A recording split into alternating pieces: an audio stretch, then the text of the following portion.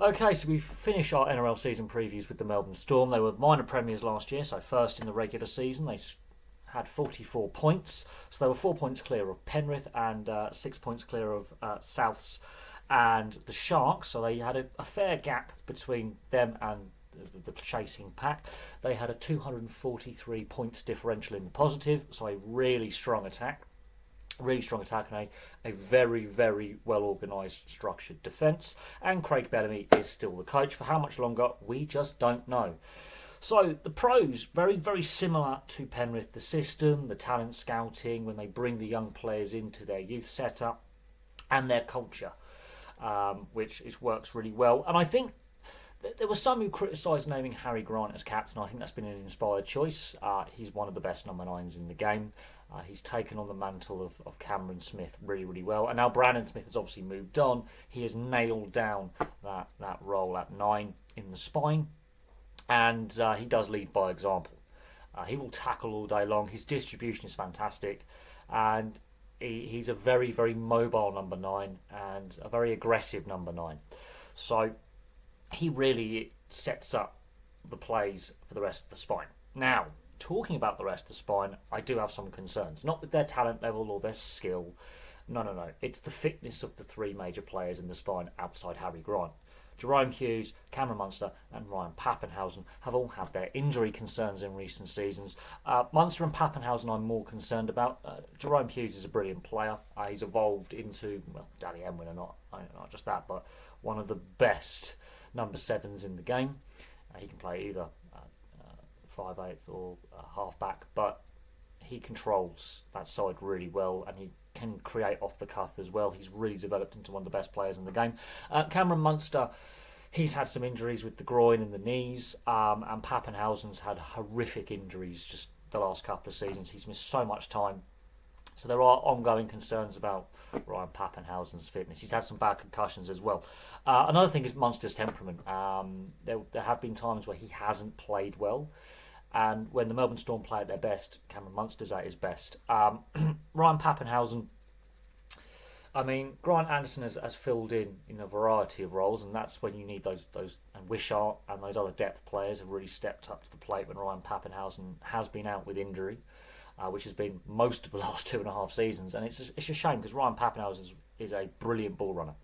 He may be one of the smaller fullbacks in the game, but he is one of the quickest and most nimble. So he uses his speed and agility to compensate for his lack of physicality. But with those injuries, it's going to be interesting to see if he loses a step.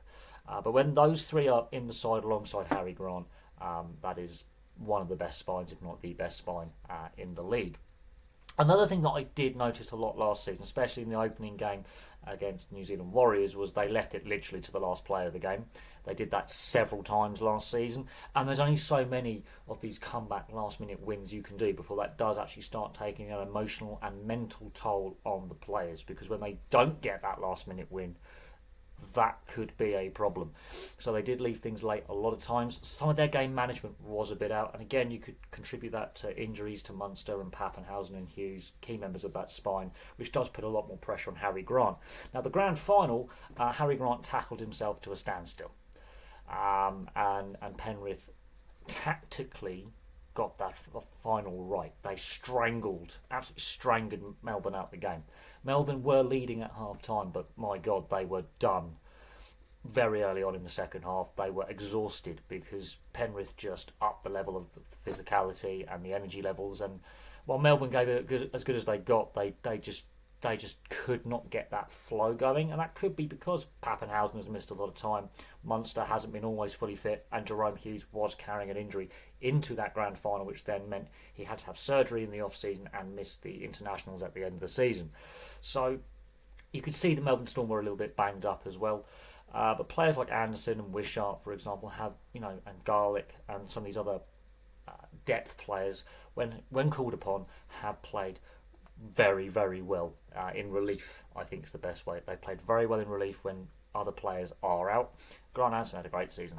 The outside backs and the forward pack are always top class with the Melbourne Storm. The forward pack has always got good energy, good go forward, and because they've got that good go forward, the attack when it is on song, when everyone's fully fit and singing off the same hymn sheet. Well, look at the points differential, it speaks for itself, and that was possibly one of the best regular seasons we are going to see in a very long time. It will be very, very hard to repeat that regular season again and be that far clear of the chasing pack and do it again. But as I say, Melbourne keep doing it, Penrith keep doing it. I do think the gap is closing. I think there were some performances where they didn't play well, they scrape over the line last season, which do show a few cracks in the armour and in the Melbourne kind of setup. Another thing, the final thing, Craig Bellamy, the ongoing speculation about how long he's going to be the head coach and who will ultimately replace him. That does become a distraction every season when they go into contract extension talks about Craig Bellamy's coaching future. That at some point he will retire. We know this. It's a question of when. I think the players have got very, very used to it, but the media speculation and some of the younger players may get distracted by this constant discussion about their head coach, how long he's going to stay there. I mean, when they re-signed Munster, for example, when the Dolphins were very keen on his signature, the ongoing uncertainty surrounding Craig Bellamy's position nearly swayed Cameron Munster to leave, and I think that would have been a massive loss for the Melbourne Storm. In the end, they obviously did keep him, and assurances were made that Craig Bellamy would stay on for another season or two. It's going to be interesting to see if those same kind of conversations about Craig Bellamy's future as head coach do rear their ugly head, and how the team this season respond when those discussions about contract extensions and or when Craig Bellamy decides to call it a day do rear their ugly head. Overall, the Melbourne Storm have been defying gravity now for years, and I mean years. Much like Penrith, at some point they are going to have to fall back a little bit to earth. I do think the Sydney Roosters, with the amount of players that they've lost in the off-season, they could slip back. But at the same time, the top four could be the top four this season. I think Cronulla have got a good base. I think the Sydney Roosters bounced back really well last season and figured out a lot of their playing issues that had beset them in previous seasons. They did keep a lot more players fitter for longer, which did help, and Tedesco did have a bounce-back season. But Melbourne Storm side of things, again, I think the fitness of those key players is going to be key. Other players, as I said, Garlick, Wishart, Anderson, some of these more versatile utility players filled in and slotted in because the system works so well. So there we go. That's my thoughts on the Melbourne Storm. Could they be minor premiers again? Quite possibly. I think Penrith and the Sharks, I think, will be up there as well. Could they make another grand final? Again, very, very likely, not guaranteed. They've had some missteps in the finals in recent seasons since they last won in 2020. And they've had some years where they've been a little bit off the boil at times. They had a lengthy losing streak a couple of years ago, which was quite troubling. It was the worst losing streak they'd had in some time. So they have proven human. Penrith have proven human. The Roosters, obviously, in recent seasons, have proven human.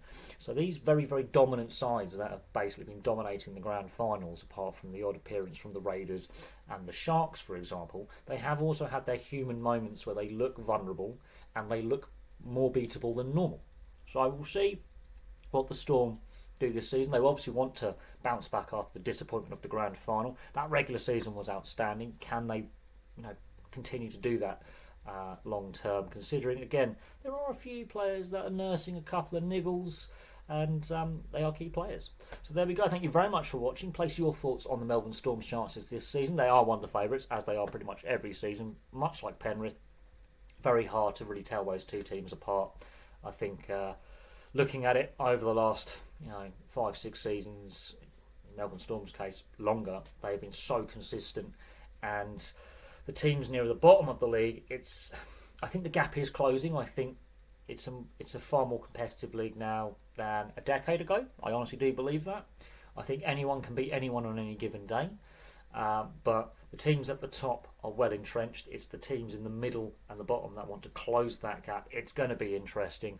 We saw some real fun stories last season, some surprises and some disappointments as well. Some teams really did fail to deliver, like Parramatta and Souths. The Bulldogs, for example, I think, did they overachieve, or are they still building to get better? And the North Queensland Cowboys had a decent season, and in other seasons past, that is a minor premiership winning season.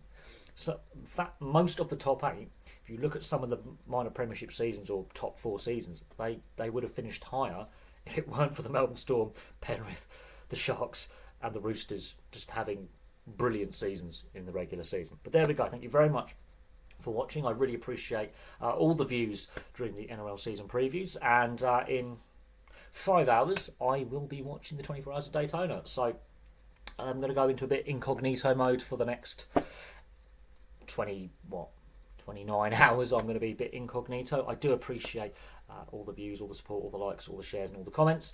And the channel growth in the last couple of days has been really, really good. The view counts have really been the highest they've been since pre-Christmas. And so there we go. Thank you very much for watching, and I'll have some more content for you guys very, very soon.